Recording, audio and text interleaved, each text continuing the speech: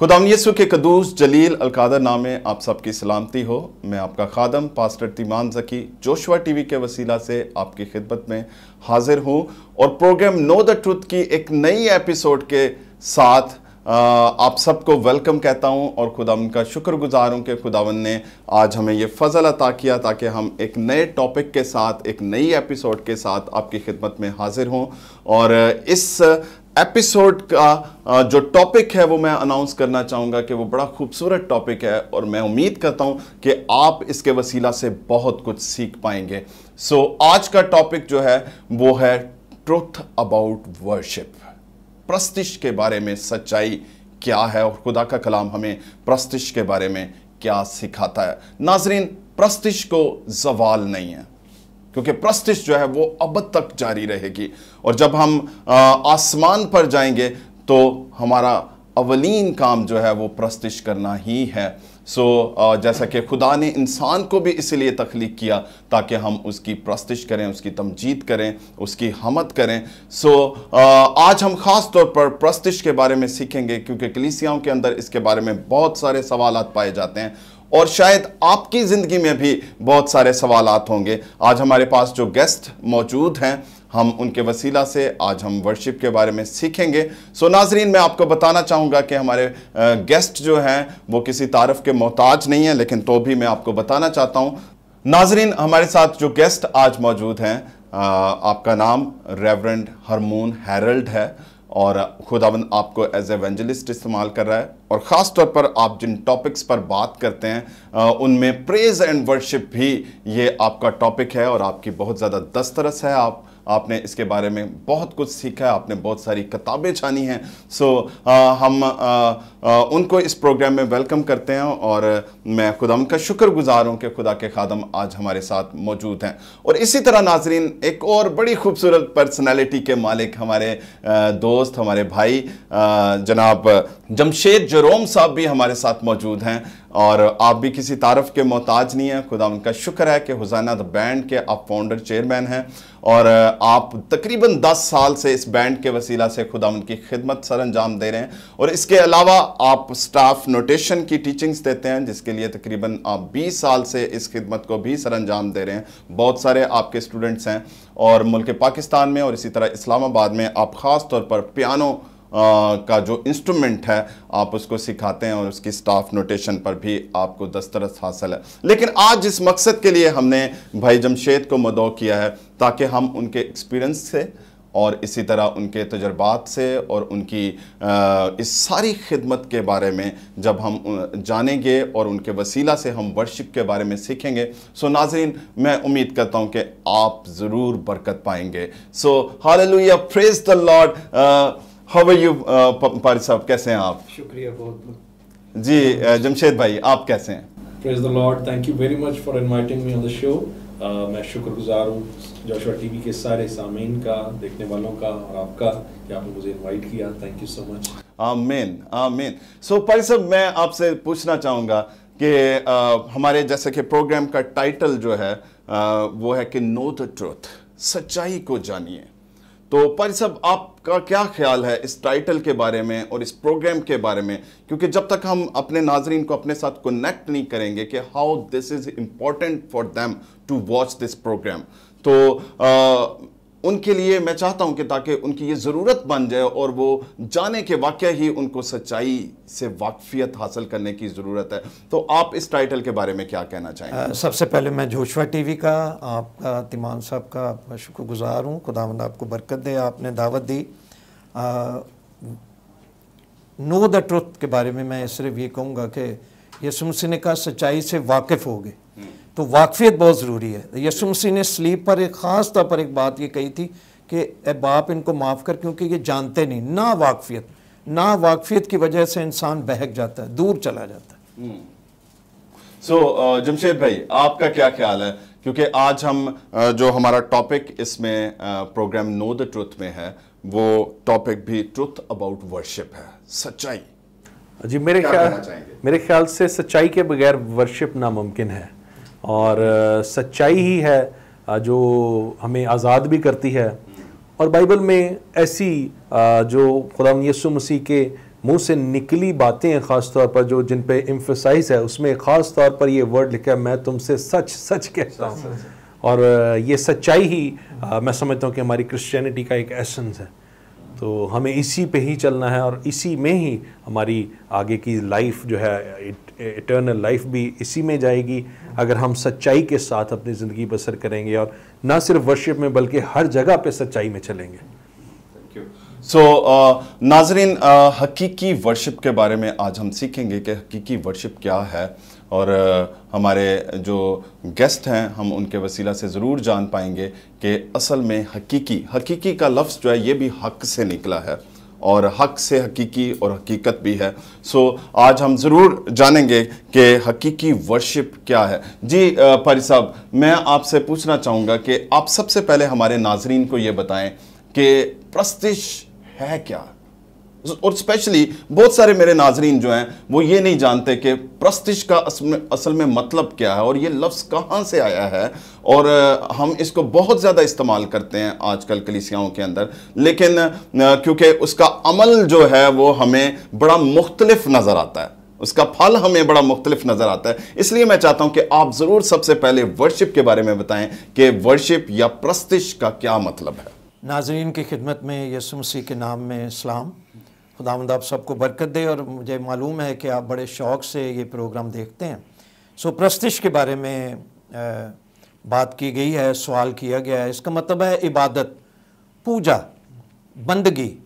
और पूजा का मतलब क्या है? कुर्बानी। इबादत, प्रस्तिश, बंदगी, सेम मीनिंग्स हैं।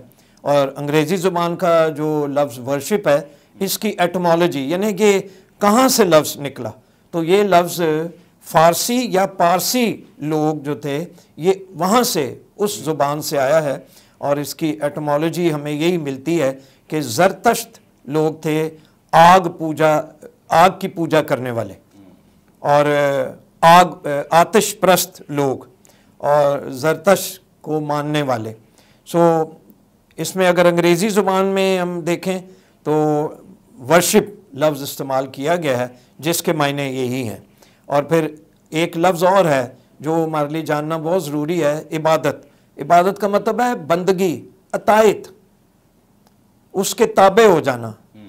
जिसकी भी आप इबादत कर रहे हैं उसके ताबे हो जाना। तो मसीहत में यीशु मसीह की जब इबादत करते हैं तो फिर यीशु मसीह के ताबे होना बहुत ज़रूरी है।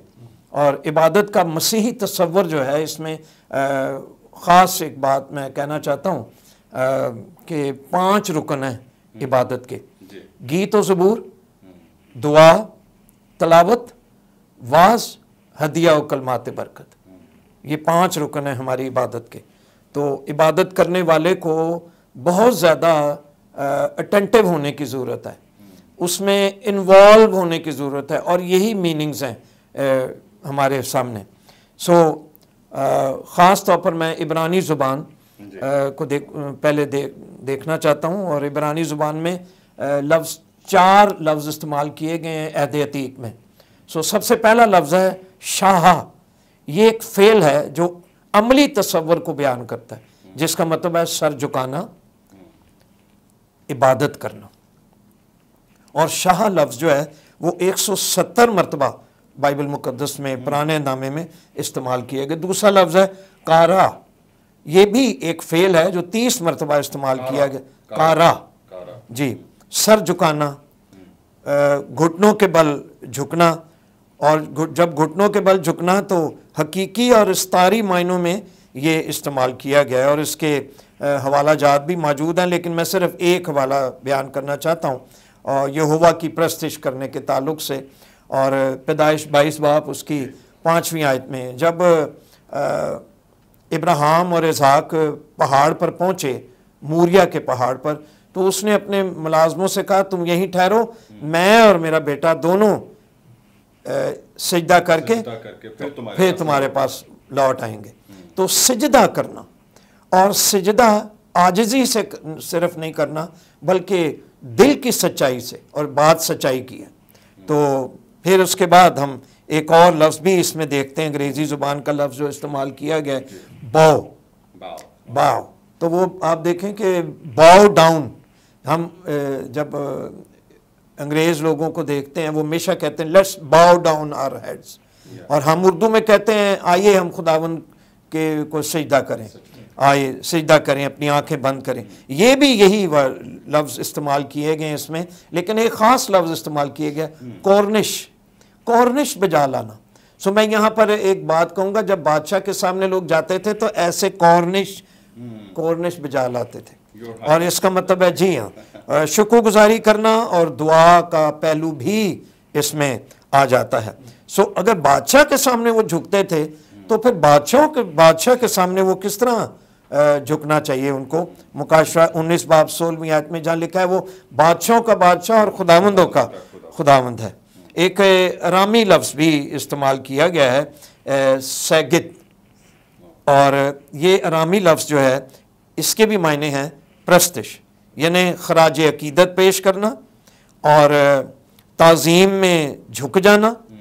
और एक और लफ्ज़ इस्तेमाल किया गया इब्रानी ज़ुबान का आबाद, और ये आम खिदमत के लिए 300 मरतबा इस्तेमाल किया गया, बाअसर एहसास जिसमें मौजूद है, और ख़ास तौर पर ये प्रस्तिश के मायनों में आया है।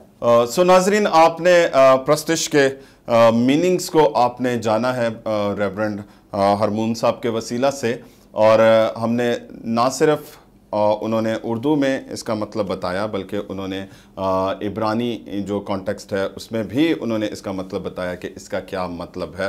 सो ख़ास मतलब जो इसके अंदर हमारे सामने उभर कर आया वो है सजदा करना, ये बाव डाउन जो कि अंग्रेज़ी लफ्ज़ है, और मैं समझता हूँ कि सरेंडर करना भी that is also it's meaning. तो जमशेद भाई, मैं आपसे ज़रूर इसके बारे में पूछना चाहूँगा कि आपका इसके बारे में क्या ख्याल है, क्योंकि जब हम कहते हैं कि we have to bow down in front of our god, ठीक है, और फिर हम अपने आप को सरेंडर करना है हमें, सो व्हाट आपका क्या ख्याल है, आप इसके बारे में क्या कहेंगे? जी, पहले तो मैं अप्रिशिएट करना चाहता हूँ रेवरेंड हरमून साहब को कि उन्होंने बड़ा तफसील से बताया वर्शिप के माने और उसकी सारी डिफरेंट ज़ुबानों में जो उसकी इस्तिलाहात हैं। अगर काश हमें ये समझ आ जाए तो मैं समझता हूँ कि हमारे से अच्छी वर्शिप पूरी दुनिया में कोई नहीं कर सकता। लेकिन हमारे मुल्क में, ख़ास चूँकि अब हम अपनी बात करें तो मैं अपने मुल्क की बात करूँगा कि हमारे मुल्क में एक ये अलमिया है कि यहाँ पर लोगों को वर्शिप के हकीकी मायनों से वो वाकिफ़ ही नहीं है, और वो सिर्फ हमदो सना को वर्शिप समझते हैं और बाकी जो चीज़ें उसके ज़ुमरे में आती हैं उनसे ला ताल्लुकी ज़ाहिर करते हैं।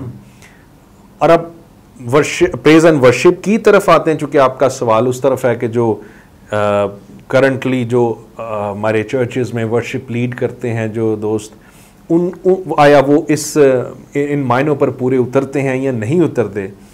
तो मुझे या हमारा मकसद यह है कि क्या हमें इसके बारे में सीखना चाहिए, क्योंकि हमारा मकसद यह है कि ताकि हम लोगों को सिखा सकें, बता सकें कि एक्चुअली हकीकी तालीम क्या है। ये बड़ा अनफॉर्चुनेट है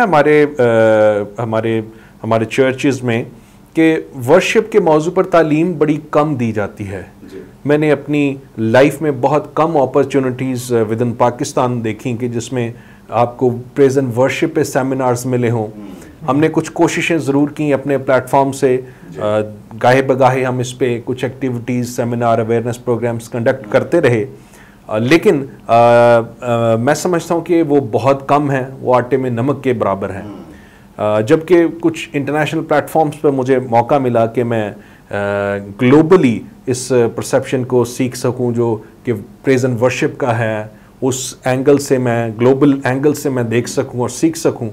तो उस हवाले से मुझे लगता है कि हमारे मुल्क में अभी इस पे काम नहीं हुआ और इस पे काम होने की अशद ज़रूरत है, ताकि जो लोग इस फील्ड में हैं वो ना सिर्फ इसके मीनिंग को जाने बल्कि अपनी जिंदगियों को उसके साथ उस पैटर्न में सेट करें, ताकि वो उस टाइटल के को जस्टिफाई भी कर सकें। Thank you so much Jamshed भाई, आपने बड़ी खूबसूरत बात की है और मैं भी यही चाहता हूँ। नाजरीन, इस प्रोग्राम का मकसद किसी पर तनकीद करना नहीं है, बल्कि हम सब मिलकर सीखना चाहते हैं और हम चाहते हैं ताकि इस प्लेटफॉर्म को बड़े एहसन तरीक़ा से इस्तेमाल किया जाए। और जितने लोग हमें देख रहे हैं नाजरीन, हम चाहते हैं कि आप सब सीख पाएँ और हम सीख कर अपने अपने चर्चिस की तरक्की में अपना अपना किरदार अदा कर सकें और वर्शिप के हकीकी मानों को हम ज़रूर जानें, क्योंकि इसका मतलब है सजदा करना।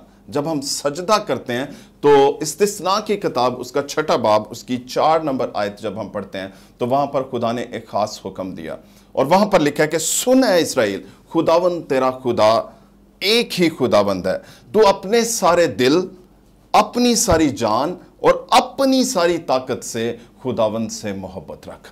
इसमें वो सारी चीज़ें आ जाती, बॉडी, सोल एंड स्पिरिट। हमें पूरे तौर पर सरेंडर करके हमें अपने आप को खुदा के हवाले कर देना है। जी नाजरीन, हम आगे बढ़ेंगे और पारी साहब आप कुछ ग्रीक की भी बात कर रहे थे, तो मैं चाहता हूं कि हमारे नाजरीन पूरे तौर पर ना सिर्फ हिब्रू कॉन्टेक्स्ट को जाने बल्कि वो ग्रीक जो है अल्फाज जो हैं उनके बारे में भी वो जान सकें कि वर्शिप के बारे में या प्रस्तिश के बारे में कौन से अल्फाज इस्तेमाल हुए हैं बाइबल मुकद्दस में या इंजील मुकद्दस के अंदर। शुक्रिया बहुत बहुत। वैसे तो नए नामे में यूनानी ज़ुबान के मुताबिक 9 अल्फाज हैं, लेकिन मैं सिर्फ चंद का जिक्र करूँ जो ख़ास हमें मायने देते हैं जी। प्रोस्केनियो लफ्ज़ है जो शाह लफ्ज़ जो है ना इब्रानी ज़ुबान का, इससे मिलता जुलता है और इसका मतलब है मुतहर्रिक और प्रस्तिश के बराबर ये मायने अपने अंदर समेट लेता है। अब इसमें थोड़ा सा मैं ये जिक्र करना चाहता हूँ कि आदम और हव्वा खुदा के हजूर में रहते थे बाग अदन में, और वो रात को ठंडे वक्त में खुदा से मुलाकात करते थे। अब मुश्किल ये है कि ज़्यादातर लोग समझते नहीं हैं, लेकिन मैं माजरत के साथ ये कहना चाहता हूँ वो ठंडा वक्त रात को 11 बजे से सुबह 4 बजे तक होता है। और हमेशा दुआ गो लोगों से आप हमेशा पूछ लें, वो हमेशा आपको यही बताएंगे। यूना 4:20 में भी मैं इसके ताल्लुक से जिक्र करना चाहता हूँ, जो वैसे तो बहुत से हवाला जात हैं, लेकिन यीशु मसीह ने यूना की इंजील 4:20 आयत में कहा, जब उसको कहा गया हमारे बाप दादा इस पहाड़ पर प्रस्तिश, हमारे बाप दादा ने इस पहाड़ पर प्रस्तिश की और तुम कहते हो वो जगह जहाँ प्रस्तिश करना चाहिए यरूशलेम में। यीशु ने उससे कहा, ए औरत मेरी बात का यकीन कर।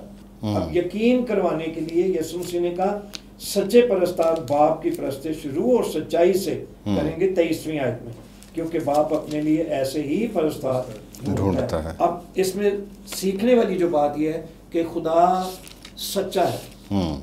खुदा ना सिर्फ सच्चा है बल्कि खुदा में बहुत सी सफ़ात हैं जो हमें मालूम होनी चाहिए। तो वो कह रहा है, यीशु मसीह ने कहा सच्चे परस्तार बाप की प्रस्तिश रूह और सच्चाई। खुदा रूह है और सच्चाई भी है। सो इसलिए उसने अपने लोगों को ये भी बातें सिखाई हैं।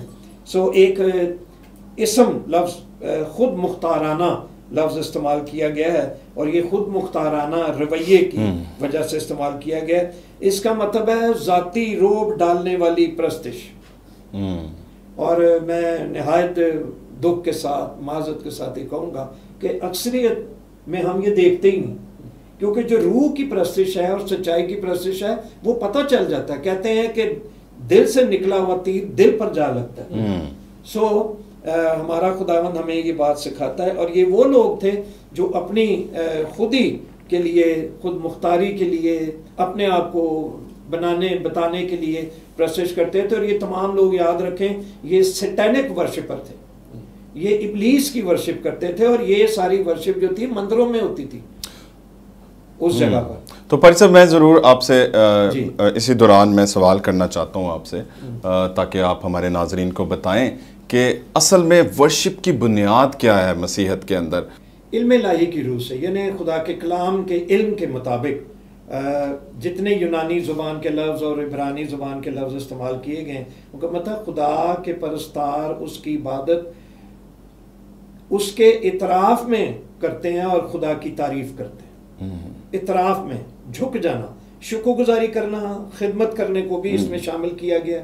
खुदा की ताज़ीम और उसकी प्रस्तिश के सिलसिले में यीशु मसीह के अल्फाज, खुदावंद अपने खुदा को सजदा कर और सिर्फ उसी की इबादत कर। और ये किसके सामने यीशु मसीह ने बड़ी दलेरी से और मुख्ताराना अल्फाज में इस्तेमाल किया, बड़े इख्तियार के साथ। मत्ती 4:10 में जब यीशु मसीह आजमाइश के दिनों में थे तो उन्होंने बाकायदा इस बात इब्लीस के साथ बात करते हुए बाकायदा तौर पर उसको ये समझा दिया कि सिर्फ खुदावंद खुदा की इबादत करे। इसका मतलब है ये एक एजाज़ है। यीशु मसीह खुद भी खुदा को प्रस्तिश और उसकी इबादत का एजाज़ दे रहे थे, और यही तालीम उन्होंने तमाम लोगों को भी सिखाई। उनकी तालीमात इसी तरह थी। ये बड़ा ज़रूरी है। जी जमशेद भाई, आप इसके बारे में आपका क्या ख्याल है और आप हमें क्या बताएंगे? ख़ास तौर पर मैं जब हम देखते हैं कि हम अपने किरदार के वसीला से हम बहुत दफ़ा मुझे बड़ा दुख होता है, और जब हम इस चीज़ को ऑब्ज़र्व करते हैं तो हम किरदार से क्या कर रहे होते हैं कि हम खुदा की प्रस्तिश नहीं कर रहे होते, बल्कि उसमें हमें बहुत सारी ऐसी चीज़ें नज़र आ रही होती हैं जिसमें हम देखते हैं कि शायद ये कोई सेल्फ प्रेज है। So what do you think? जी बिल्कुल आपने ठीक फरमाया, क्योंकि प्रस्तिश है ही वो जो गॉड सेंटर्ड हो, लेकिन अनफॉर्चुनेट सिचुएशन ये है कि बहुत सारे लोग सेल्फ सेंटर्ड वर्शिप करते हैं, जो कि सरासर गलत है। और जैसे बुनियाद की आप बात कर रहे थे, तो मैं समझता हूँ कि हम चूँकि बनाए ही इसी काम के लिए गए हैं, हमारा अल्टीमेट जो मकसद था खुदा का बनाने का वो यही था कि हम खुदा की प्रस्तिश करें, खुदा की इबादत करें। और इसी को हमने, जैसे आपने इस प्रोग्राम के इंट्रो में कहा कि इसको ज़वाल नहीं है जी, कि हमने आसमानों पर भी जाकर वहाँ पर कोई सेमिनार्स नहीं होंगे, कोई इबादत नहीं होगी, प्रीचिंग नहीं होगी, सिर्फ हमारा मकसद जो है वो तमजीद करना होगा, खुदा उनकी प्रस्तिश करना होगा। तो और जो पैटर्न्स हमें बाइबल में दिए गए हैं, अगर उन पर हम बेस करते हैं तो हम सच्चे परस्तार हैं। अदरवाइज मैं उस पर अब कोई कमेंट नहीं कर सकता, क्योंकि हकीकी परस्तार वही है जो रूह और सच्चाई से प्रस्तिश करता है। अच्छा पारी साहब, इसको हमारी बुनियाद जो है जिसकी हम बात कर रहे हैं, नाजरीन आप भी ज़रूर इस बात पर गौर कीजिए। पारी साहब, इस बुनियाद को दुरुस्त करने के लिए हमें क्या इकदाम करने चाहिए, और बाइबल मुकद्दस इसकी हमें इसके बारे में क्या तालीम देती है? तो मैं ये समझता हूँ कि यशायाह की किताब में बड़ी सफाई के साथ बयान है, और यशायाह ने बार बार लोगों को यही कहा खुदावंद खुदा, क्योंकि वो खुदावंद बाल और मूलक को मान रहे थे जी। और फिर यशायाह की किताब में खुदा ने उसको बड़ी सफाई के साथ बताया कि मैंने अपने लोगों को इसलिए बनाया ताकि वो मेरी हम्द करें, मेरी प्रस्तिश करें। इसका मतलब था मेरी इबादत करें। तो ट्रेंड तो चेंज हो गया बिल्कुल ही, और ये मतलब अच्छी बात नहीं रही। और मैं एक हवाला पढ़ना चाहता हूँ, ज़बूर की किताब 92 बाब और उसकी पहली आयत है, और इसमें यहाँ बड़ी सफाई से लिखा है, क्या ही भला है खुदावंद का शुक्र करना और तेरे नाम की मदह सराई करना ए हक ताला। सुबह को तेरी शफकत का इजहार करना और रात को तेरी वफादारी का, 10 तार वाले साज और बरबत पर और सितार पर गूंजती आवाज़ के साथ, क्योंकि ऐ खुदावंद तूने मुझे अपने काम से खुश किया।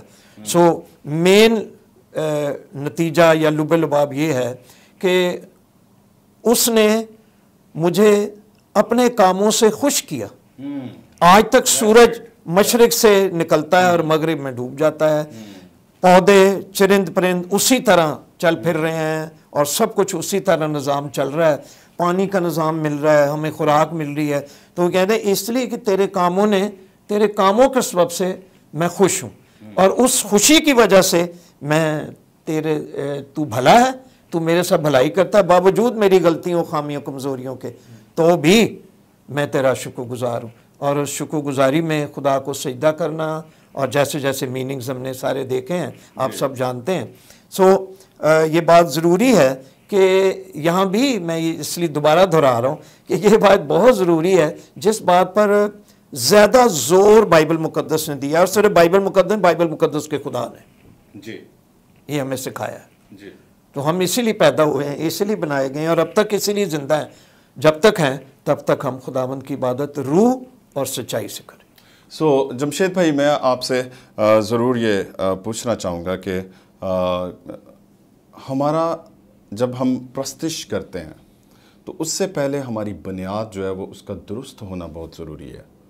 तो क्या हमें अपने रिलेशनशिप को देख नहीं लेना चाहिए, ताकि क्या मेरा रिलेशनशिप खुदा के साथ जुड़ चुका है या नहीं है? क्या वो यीशु मसीह के वसीला से मैं नजात पा चुका हूँ या नहीं? क्योंकि पादी साहब ने अभी जैसे हमें बताया कि जो कुछ खुदा ने हमारे लिए किया है, हम उसकी शुक्रगुजारी में हम खुदा की तारीफ़ करते हैं, हम उसकी हमद करते हैं, हम उसकी तमजीद करते हैं, हम उसको मौसीकी में ढाले हुए गीतों के वसीला से हम उसकी तारीफ़ करते हैं। व्हाट डू यू थिंक, और आप क्या कहना चाहेंगे हमारे नाजरीन से?